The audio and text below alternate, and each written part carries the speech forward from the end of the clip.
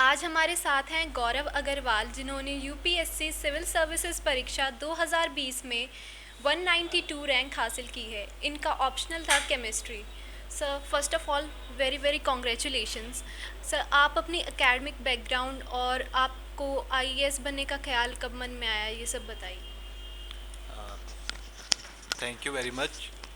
मेरा academic background, मैंने IIT Guwahati से केमिकल साइंस एंड टेक्नोलॉजी में ग्रेजुएशन की हुई है।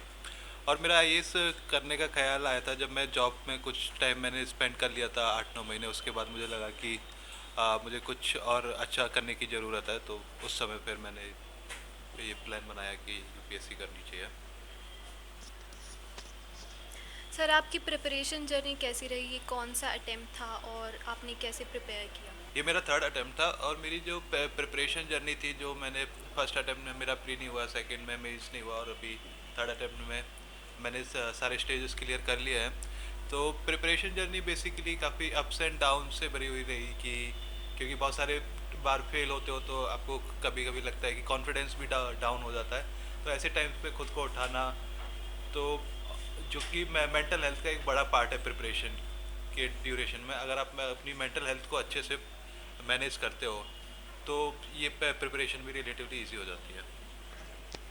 सर, केमिस्ट्री ऑप्शनल का क्या बेनिफिट रहता है?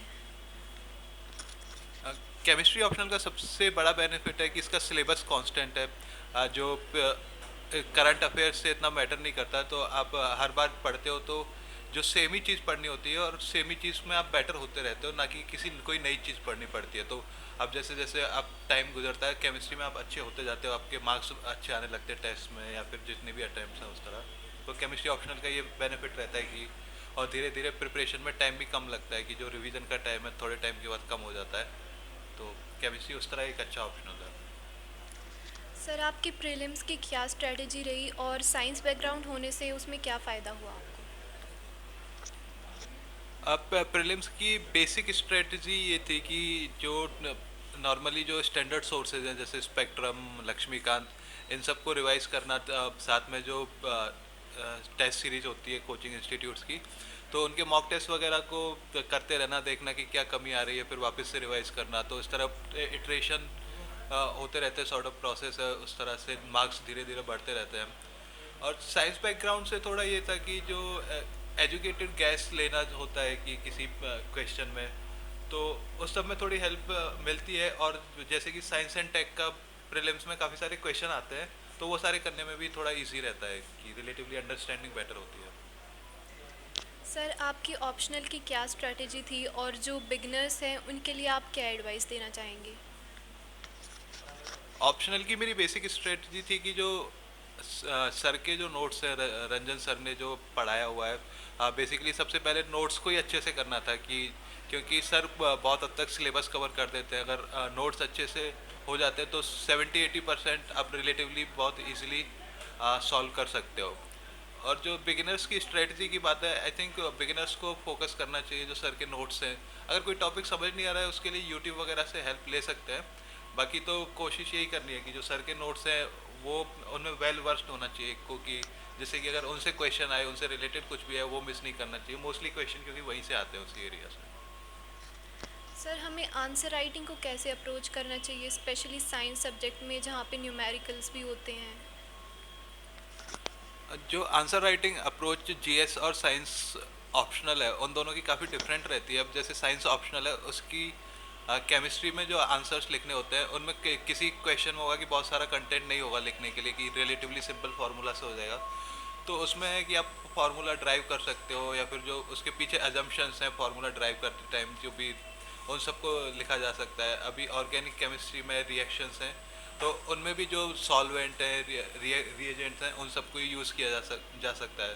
तो बेसिकली जो हमें कोशिश करनी है कि जो इन्फॉर्मेशन है क्वेश्चन के अराउंड, वो उसको थोड़ा इंक्रीज करना है अपने आंसर में। जो रिप्रेजेंटेशन है उसका, जो प्रेजेंटेशन है आंसर्स का, वो थोड़ा इम्प्रूव करना है। सर, मॉक टेस्ट कितने हेल्पफुल रहते हैं केमिस्ट्री ऑप्शनल के लिए, और मेंस तक कितने मॉक टेस्ट एटलीस्ट हमें देने ही चाहिए? आ, ऐसे कोई हार्ड एंड फास्ट रूल नहीं है कि कितने मॉक टेस्ट देने चाहिए। बाकी मॉक टेस्ट डेफिनेटली हेल्पफुल रहते हैं, क्योंकि एक होता है कि 3 घंटे में कैसे पेपर कंप्लीट करना, उसका आइडिया लग जाता है कि आप 3 घंटे में कर पा रहे हो या नहीं कर पा रहे हो।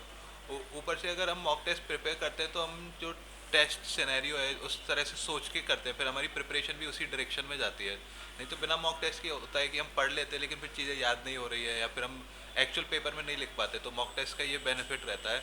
बाकी जो भी number of mock test as in sectional mock test किए जा सकते हैं जिससे कि सिलेबस एटलीस्ट कवर हो जाए, और एक एक दो दो फुल टेस्ट कर सकते हैं, तो उतने में हो जाना चाहिए। आई थिंक सफिशिएंट होता है वो।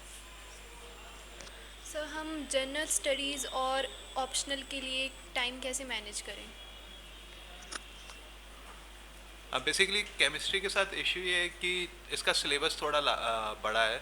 तो अगर ऑप्शनल का सिलेबस एक बार जनवरी फरवरी तक कंप्लीट हो जाता है तो उसके बाद कोशिश करनी है मार्च तक की जो फिज़िकल केमिस्ट्री है एटलीस्ट उसको अच्छे से कर लिया जाए।